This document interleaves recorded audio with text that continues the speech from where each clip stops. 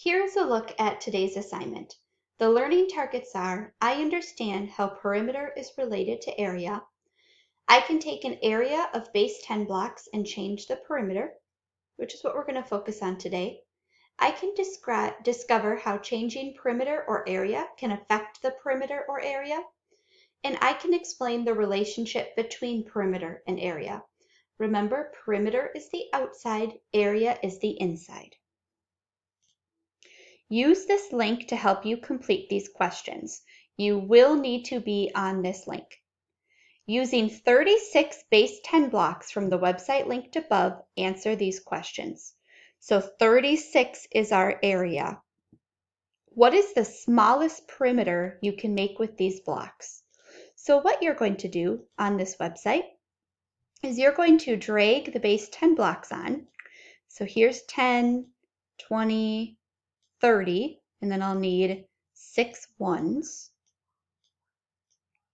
4, 35, 36. So here is an area of 36, which means I have 36 base 10 blocks here. I want to find the smallest perimeter possible, the smallest outside count possible. So you're going to manipulate these shapes. Let's say I want to put it like this.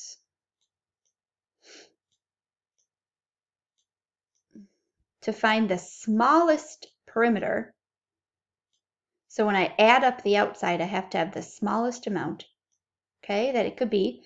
And then what you're going to do is you're going to put that number. So what is the perimeter? You'd add up the outside. You'd put that for this first one. So let's say the perimeter is 60. It's not, but let's say it's 60. You put that there.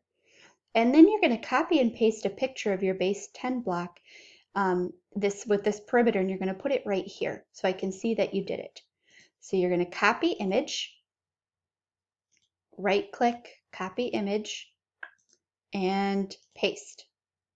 And then you'll bring it, it might look weird for formatting wise, but you'll bring it onto, you'll have to shrink it a little bit. Bring it and put it there. Okay, second slide of questions is the same thing, except now you're looking for the largest perimeter you can make, the largest outside count. So you're going to manipulate these and move them around. You're still using your area of 36, so you're still using these 36 blocks, but you want to find what is the largest outside count you can find.